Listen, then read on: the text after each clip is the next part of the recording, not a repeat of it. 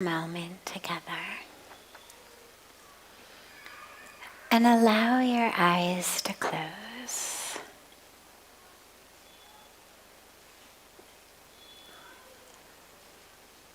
It's not that we can't meditate with our eyes open, it's just that as we close our eyes, it facilitates us dropping inward. So allow yourself to just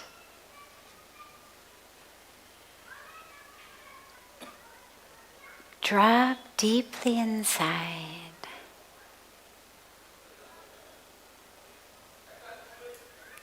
The sights are over because the eyes are closed. There'll still be sounds. There will still be smells and sensations. But just allow yourself to metaphorically pull down the inner eyelids over all of those sensations.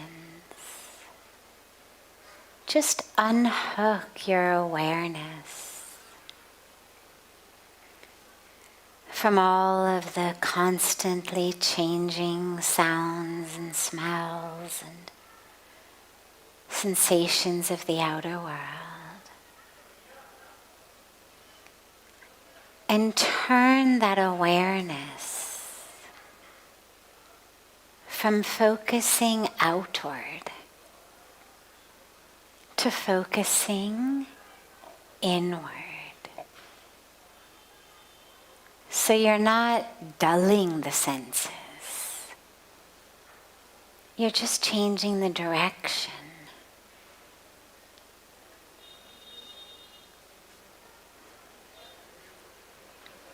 And see whether you can heighten the awareness of the world within you.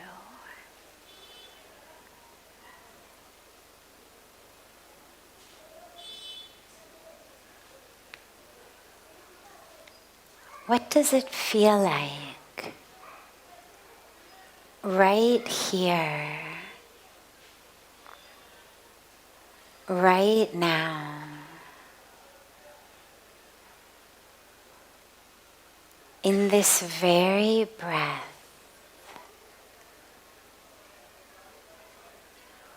in you? What is that experience right now? Just be aware. Don't tell a story about it. Don't look for the right words. Don't analyze. Just be aware. Just notice. In this breath, what is it like right now? What is the experience?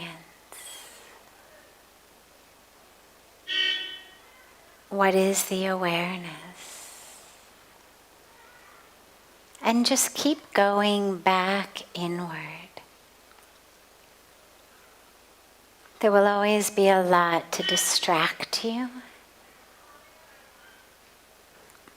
whether it's outer noise, whether it's the noise of our own thoughts and fears and desires. The goal isn't to shut up the outside world. The goal is to find a place of noiselessness within yourself.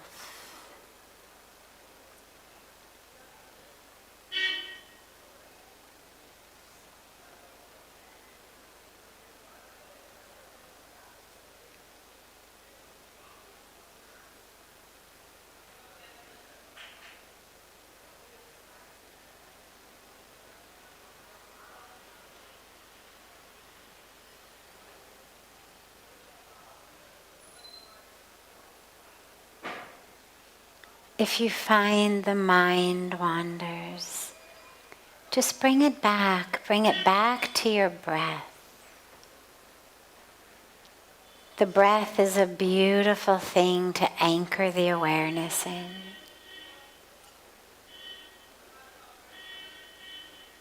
It's always fresh, it's always now. You can't breathe yesterday's breath or tomorrow's breath. You can only breathe this breath. So just draw the awareness to this breath.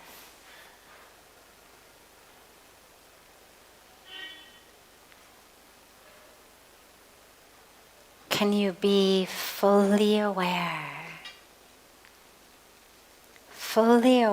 of this breath from the moment it enters you? Even before it enters you, can you feel the tiny microscopic little hairs on the face, just under the nose? Can you feel them move ever so microscopically as the breath just starts to come into the nose? Can you feel those hairs move?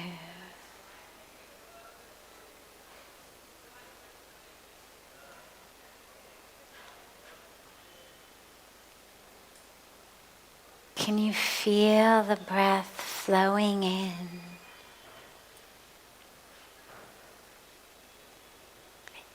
through the nasal passages, but then into every corner of the being?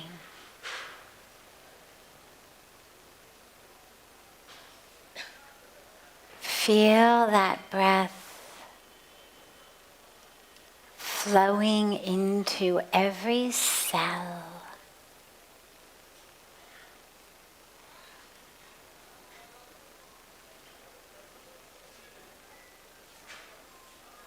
Allow the awareness to just keep expanding.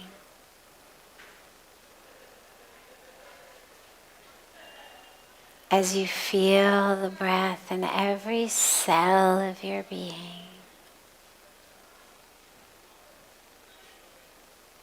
As you feel it change the energetic frequency.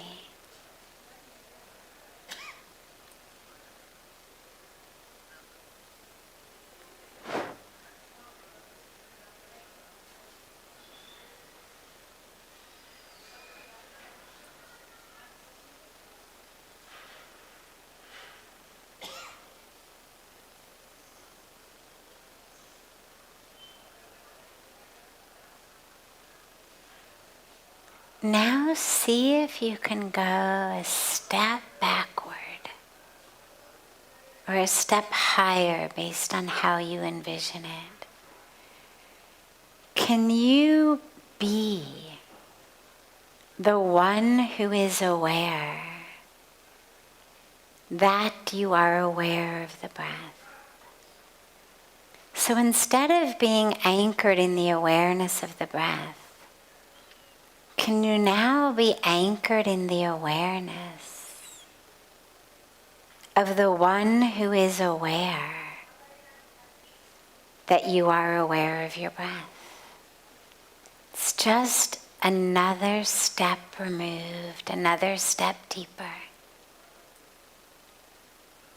See if you can get there.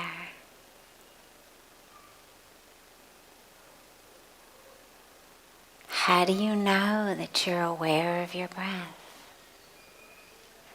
Who is aware that you are aware of your breath?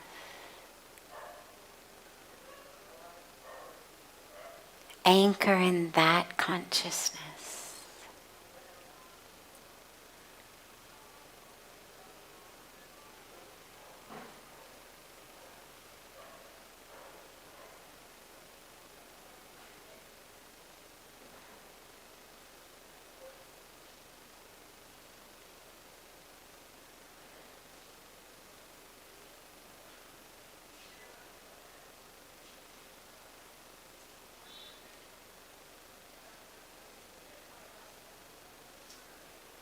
So now instead of watching the breath, you're watching the watching of the breath.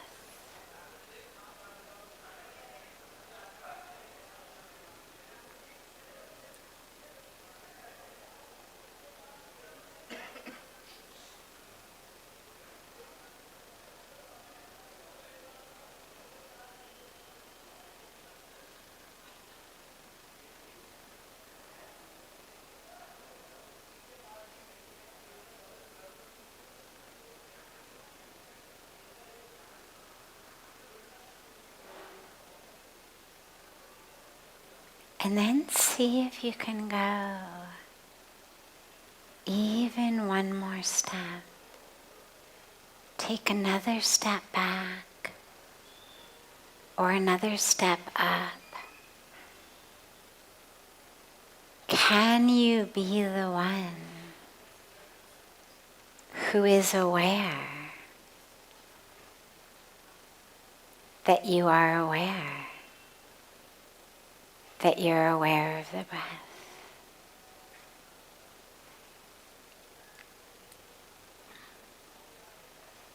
Can you watch the one who is watching, the one who watches the breath?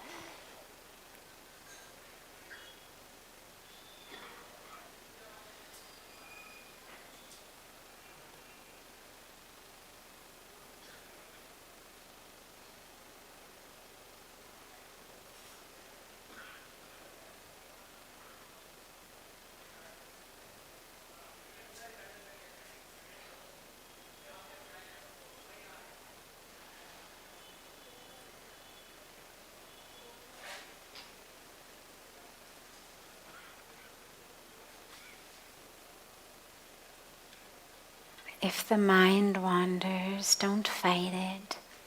Just gently bring it back to that awareness. You may have to begin again in being aware of the breath. Then you drop into the awareness of the one who's aware that you're aware of the breath.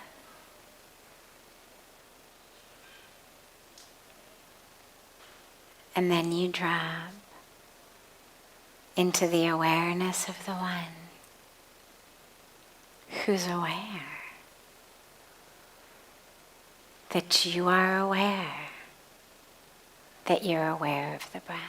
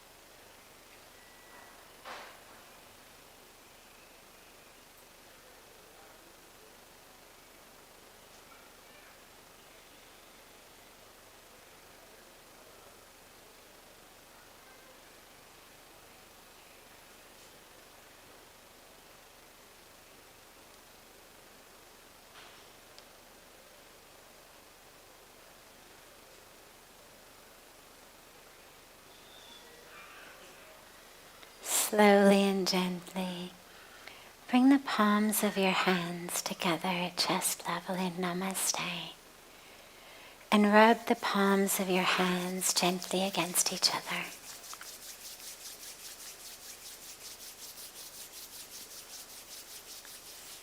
Press the palms of your hands into your closed eyes.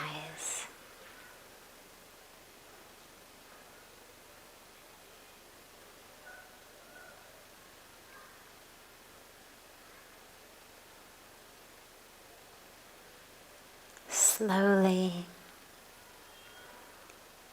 lower the hands and open the eyes.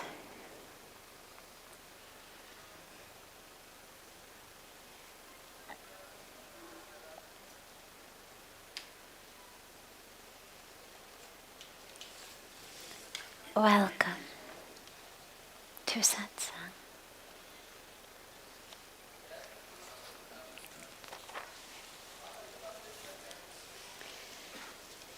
Beginning as always with a question that's come in advance online, and then we'll open it to any questions that anyone here has. Is crying a sign of weakness or strength? Neither and both. It's not about a specific emotion or a specific manifestation of an emotion. Being true is strength. Being false is weakness. Now, when we say weakness, it's not derogatory. It's not saying you are a bad person. It just means that for whatever reason in this moment, you've chosen, consciously or unconsciously, you've chosen falsehood over truth. That on some level, some part of you doesn't feel like you can be open and true in the moment. So truth is strong. But crying as simply a manifestation of an emotion is neither by definition true or false. For some people, in some situations, crying is the deepest level of heart-opening, courageous, moving into truth that they can possibly do. For others, crying is just enacting a rehearsed drama of a story that they tell themselves. So it's not about an emotion or the manifestation of that. It's about what's real for me in this moment. What is coming up for me in this moment, not what do I think should be there? Many of you have heard the story of one of my very early days in India when Pujya Sadhviji took me to see a bunch of schools in a slum area that had approached him because they wanted him to adopt them. They knew that he was engaged in a lot of humanitarian and charitable work. And 10 or 11 schools, they had kids coming every day, teachers coming, but the trust that used to run them no longer had money. So they couldn't pay the teachers. There were rooms that didn't have a roof in the rainy season, and they didn't have floors in the winter. I mean, they were slums. They had nothing. But kids came every day, and teachers came. And so the people who started it were naturally and beautifully very eager to keep it going, even though they didn't have any money. So of course Pujya Sadhviji said, sure, I'll go see. He invited me to come. I had been here, I don't know, a few months. And we go and see it, and I had never seen poverty like I saw poverty on that day. Not even in movies, not even in news stories. I mean, short of something that I might have caught a glimpse of and turned right off because it was too painful. This was just the worst situation I had ever seen in my life. And we come back to our Delhi ashram, and I'm sobbing. I sobbed the whole way back to Delhi. I can't stop sobbing. It's dinner time, and I say, I can't eat dinner, and I'm sobbing. And he looks at me and he says, are your tears helping them? I said, no, but oh my God. And he said to me, And you have to know Pujya Swamiji to know that this is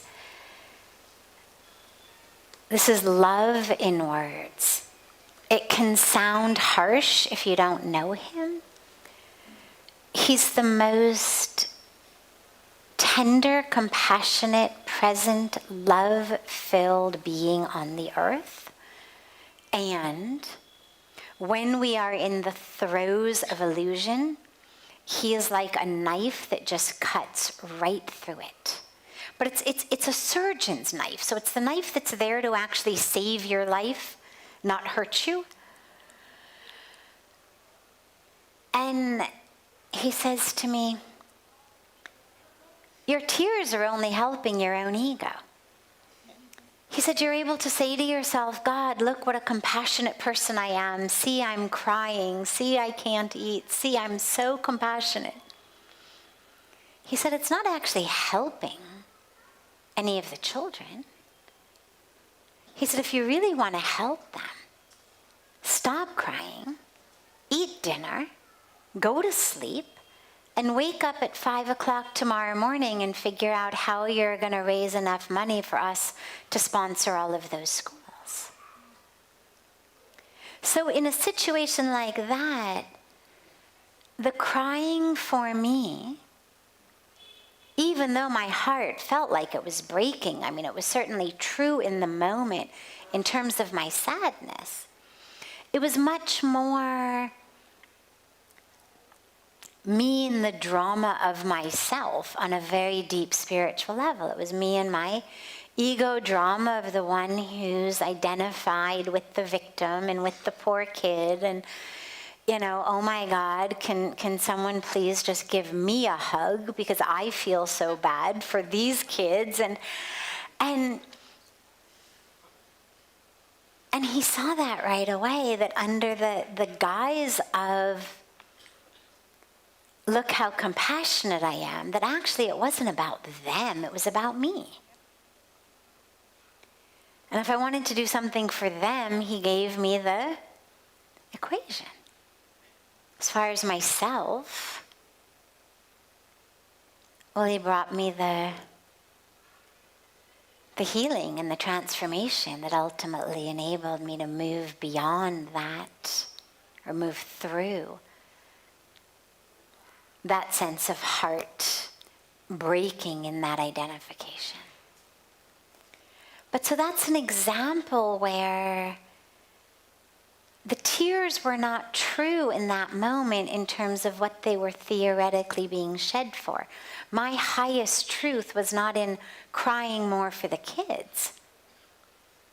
It was in actually realizing that the children of the world are not there for me to process my stuff through. That if I'm actually going to be of any benefit to the children of the world, I need to work through my own stuff separately and then actually help them in a very real way. Crying for me always has come very, very easily, very naturally. And then you have people for whom finally opening their hearts up to pain that they feel. You see it a lot in people who are violent and angry. The violence and the anger tends in many cases to be pain externalized. And if you can get people to actually finally open their hearts to the pain that they are feeling, they're able to stop bringing that pain onto others. They're able to stop being violent with others, to stop lashing out at others, because they're able to be honest with themselves and to heal their pain without needing to essentially vomit it up all over other people through their anger and through their violence. So for someone like that, starting to cry would be a beautiful transformative moment. A moment of great truth. But it's a case-by-case basis. What we are called upon to do in our emotional, psychological lives is neither call forth something nor push anything away, but simply to be present with what is. To allow it, to notice it, to see it. Emotions are waves. Whatever the emotion may be, whatever the feeling state may be, they come as you develop your practice of mindfulness and awareness. You'll notice that you can start feeling it brew long before you're actually in the throes of an emotion. Before that, most of us are like, oh my God, I can't believe, I punched that person. I was so angry. I didn't even know what was happening. And the minute you start developing a little bit more awareness, you actually start to feel just a little bit of a flutter of the internal energy as the anger starts to brew, and you start to notice a little bit of the contraction of the vision, of the awareness, as we start to get that tunnel vision of anger. And you start to actually be able to see it happen long before you pick up a hand and hit somebody. So emotions come, they come in literally like waves of an ocean. The broader your vision, the farther out in the ocean you can see it before it starts to come. If you're not very aware and you're just playing on the shore, a wave comes and hits you out of nowhere. You didn't even see it coming. But if you're watching the ocean meditatively, you can actually see from really far off on the horizon, waves start to come. And in the same way with our emotions, we can start to see them coming. Look at that. I'm just starting to have this nervous system reaction that give me another 5-7 minutes and I'm going to be in a rage. But look here, I've got a good 5-7 minutes before it really... And for some of us, maybe it's 2-3 minutes. Maybe it's only 1 minute. Maybe you're particularly reactive, but it's still a minute in which you can actually see it coming. And you may choose to do something to stop it, to start breathing, to chant your mantra, to take a walk, to think about how much you actually love this person in front of you. Or you may simply bring presence and mindfulness and awareness to it. And you may simply say, I see you. I see the anger. And it comes. And it builds like a wave. And it peaks. And it crashes. And then it recedes.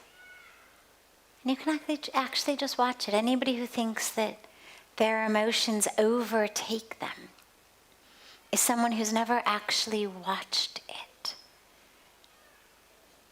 It overtakes me only if I'm afraid of it and trying to outrun it. Or if I've given it the keys to the car that drives my life. But if I simply am able to just notice it and be aware of it, I'm not pushing it away, I'm not convincing it that it's wrong, I'm simply noticing it.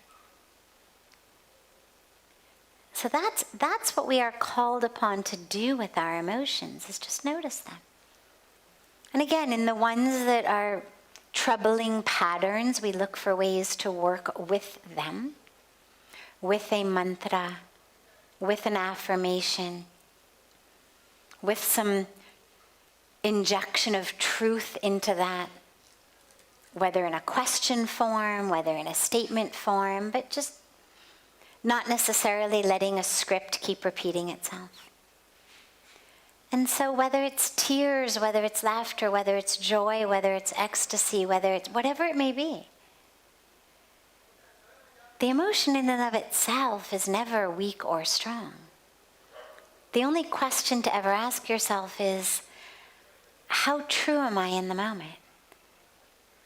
How present am I? How clear am I? How aware am I?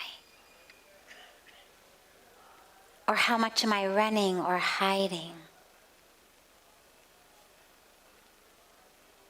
And sometimes the tears will be very true and very beautiful.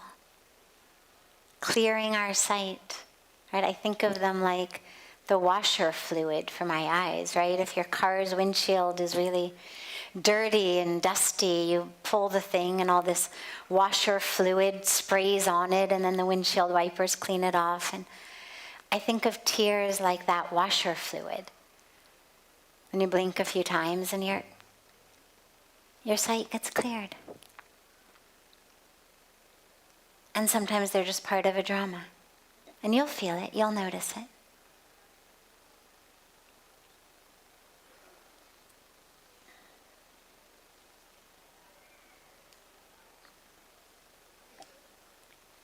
Other questions? Here, yes. Quibadi. First here and then here. Yes. That doesn't seem on.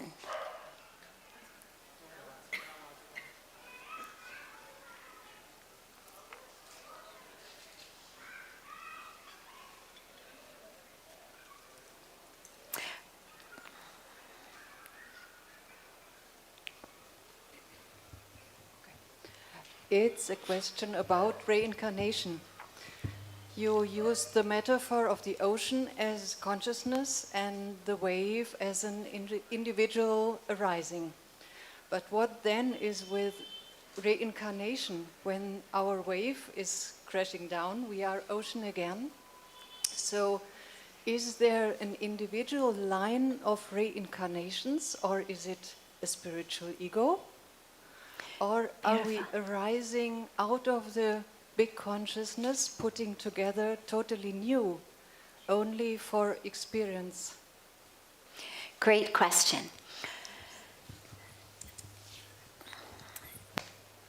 The metaphor, the analogy of the ocean as one soul, one divinity, one consciousness, what we would call the supreme reality, that highest truth of union, of oneness, of inseparableness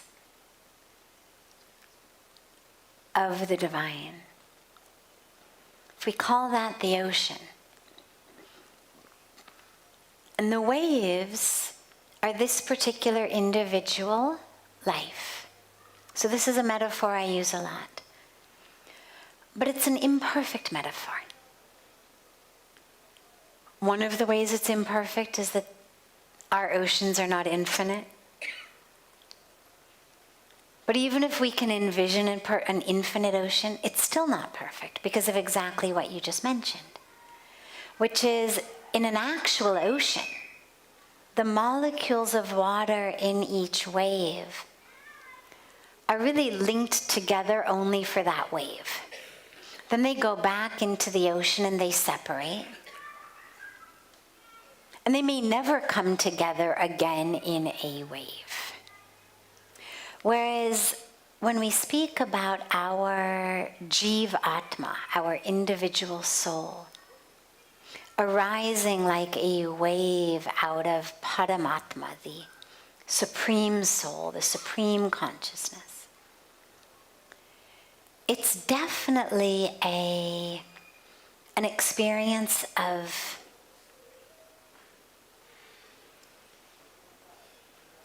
all of those aspects being together for a journey.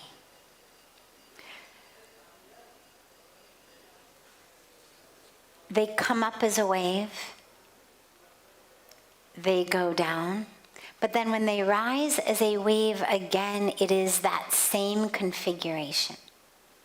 Without going into too much of the esoteric nature of the philosophy of reincarnation, what we say is that along with the soul, along with Jiv Atma that is reincarnating in different bodies until its karmic journey is complete. The subtle body also travels with the soul. What we call man, buddhi, and ahankar. The mind, the intellect, and the ego. So the knowledge itself doesn't travel. You got to go through calculus every time you come onto Earth. But the nature of the mind stays with you.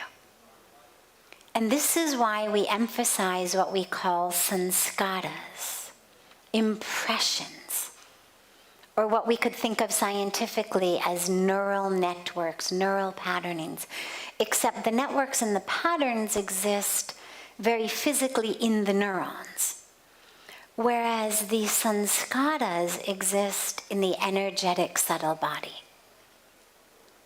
Your brain neurons die when you die. They can die before you die. They can die in a stroke. They can die in brain damage. They can die in dementia. The sanskaras, the impressions upon the mind, are unaffected by what happens to the physical brain. And they travel with you. And that's why we do our meditation. It's why we do prayers. It's actually why in the Hindu tradition there's such an emphasis on different rituals, what are literally called the 16 sanskaras of somebody's life. You can think of them as rites of passage. The first haircut, the sacred thread, first food, a wedding, a death, the ash immersion. Those are main ones. Rites of passage in which we are shifting to another time in this particular karmic journey of the soul. And if done with piety and through ritual, that impression is one that is beneficial for the journey of the soul.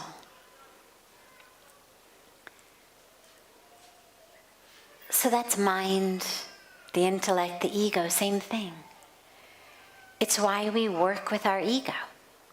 If it were just a matter of our ego killing us in this lifetime, we wouldn't necessarily emphasize the spiritual path quite so much. You're like, learn to live with it. Enjoy yourself, have fun, do things you like, keep the ego happy. I mean, why not? If it's just a matter of however many days or years you have here, do whatever you need to do to just be as temporarily happy as you can. But that stays with you.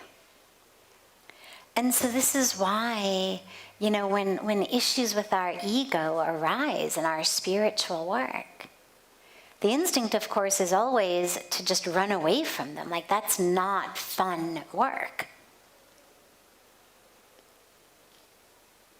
But if you don't do it now, well, you'll just have to do it next life. It's like a parent who says, you don't want to eat your broccoli now? Okay, you get it for breakfast. You're not going to eat it at dinner? Okay, it's going to show up on your breakfast plate. Like, you are eating that broccoli. Whatever meal you want it for. Do not think that just because you stand up from the table, you are freeing yourself of eating this broccoli. In a similar way, the lessons that we have to learn, we've got to learn. This lifetime, next lifetime, lifetime from... It's up to us. It's also a great, really comforting thing because a lot of us do a lot of spiritual work, and yet there's always this kind of nagging thing of, am I really going to get enlightened in this lifetime? Like, am I actually going to fully make it? And there's always this this aspect in the mind of, well, God, I don't know if I'm going to fully make it. And there's frustration. And the beautiful aspect is, well, you actually get to keep all of the progress you make. So even if you don't necessarily get all the way into full and complete total liberation, constant eternal liberation, never again triggered, never again an illusion, never again living in separation, even if you don't actually get there, you start next lifetime taking with you the work you did this lifetime. So we carry that with us. So yes, you are right that the analogy is not perfect. It's not that all of the molecules of water just redissolve into the ocean and whole new different molecules become it next time. It travels together until its karmic journey is finished. The karmic journey is not infinite. It's a bank account. You keep going until the bank account is empty. The dilemma is the positive and the negative don't cancel each other out. So it's not like a normal bank account where you can say, I'm $10, in the minus. Let me just deposit $10 and then I'm balanced. I'm done. Here, if you've got $10 in the minus, you put in $10, well then now you have $10 in the plus. But you've got to deal with both of them. So you're going to keep coming back to deal with the ones in the minus and the ones in the plus. So you keep coming back until all of those karmic seeds are dissolved. Yeah, great question. Yes, here.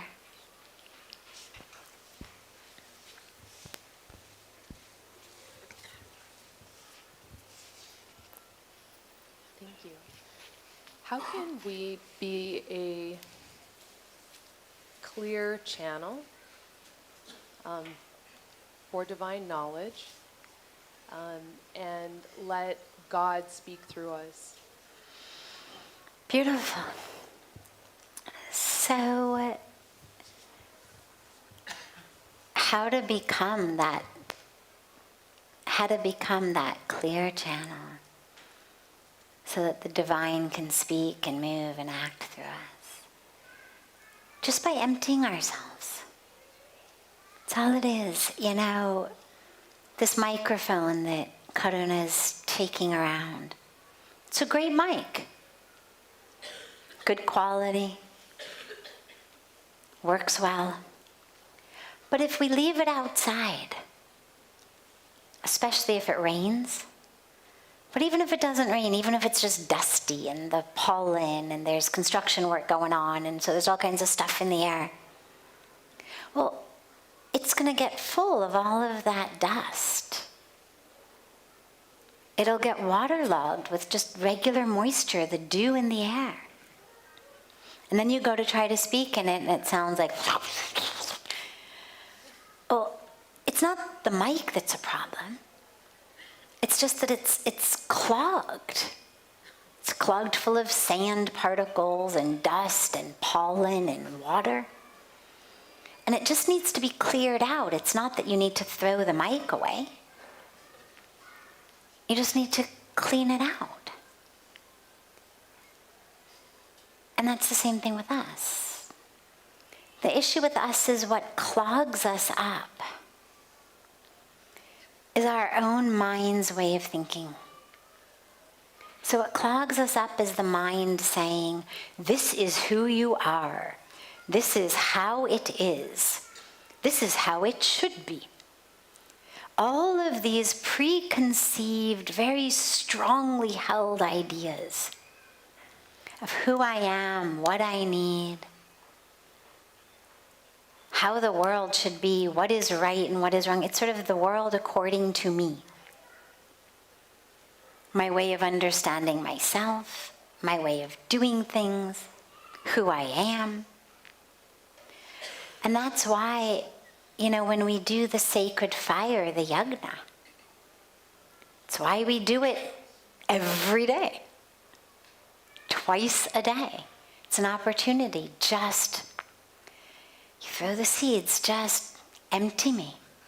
Empty me, not because I'm bad, but because I'm clogged up.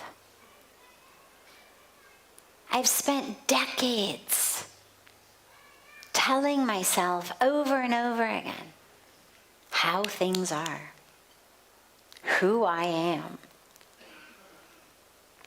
I got all clogged up.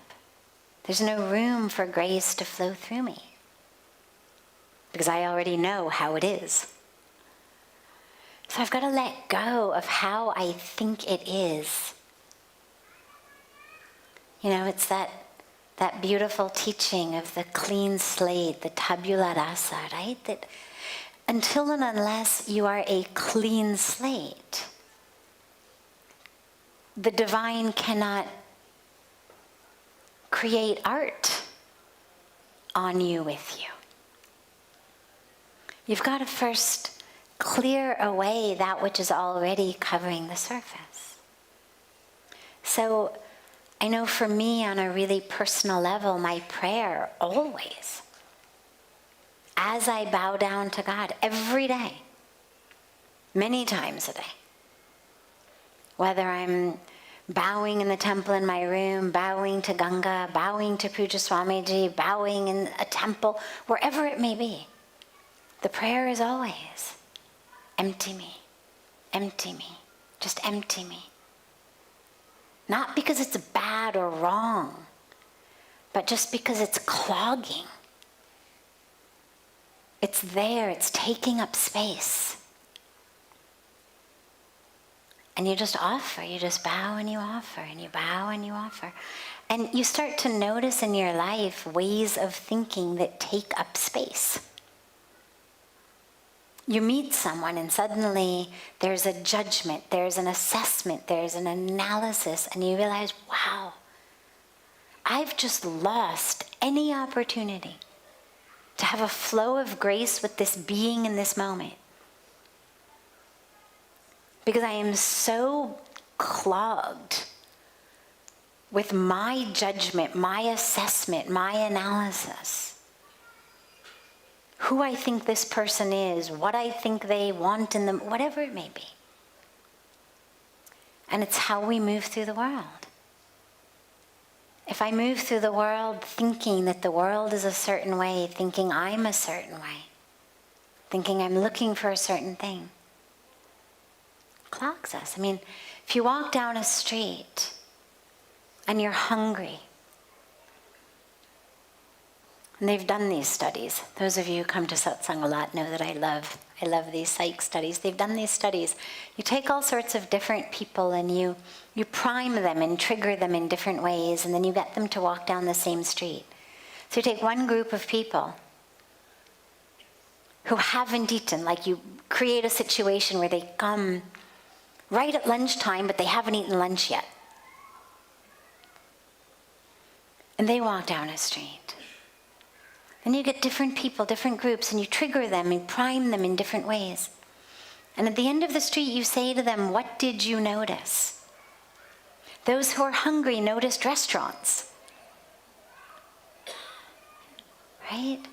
Those who are primed sexually noticed all of the attractive members of the same sex, the opposite sex, whatever they're attracted to, as they walked down the street. Completely missing everything else. Because we're so clogged with what I'm focused on that I miss everything else. And I certainly miss having the divine flow through me and the possibility of actually a divine experience, a serendipitous, beautiful moment of divine intervention. Because, oh my God, I better find a restaurant. And so we just keep asking, empty me, empty me, empty me, empty me, empty me.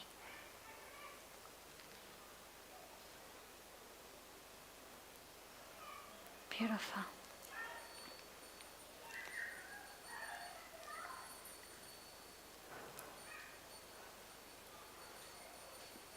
Before we close, just a quick note that I will not be here tomorrow. I'm leaving early tomorrow morning. I'll be back day after tomorrow. It's only one day. Don't worry, I'll be back. I have to go to Delhi tomorrow. I'll be leaving early morning, back on the 4th in the afternoon. So we miss tomorrow evening of satsang. But we'll be back again day after tomorrow. So tomorrow's Friday. So I'll see you on Saturday the 4th. And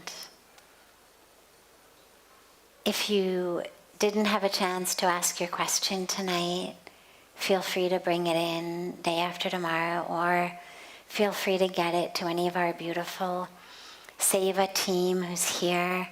They'll take it from you and they'll put it on our paper of the questions that come in advance. And feel free to join us. We'd love to have you join us for our yoga classes, our sacred yagna ceremonies, the fire ceremonies in the morning. There's a schedule as you walk out in the reception of yoga class timings, meditation timings, the fire ceremony timings. And just fill your day with as much divine opportunity as you can while you're here. And I look so forward to seeing you all day after tomorrow. And so much love to you.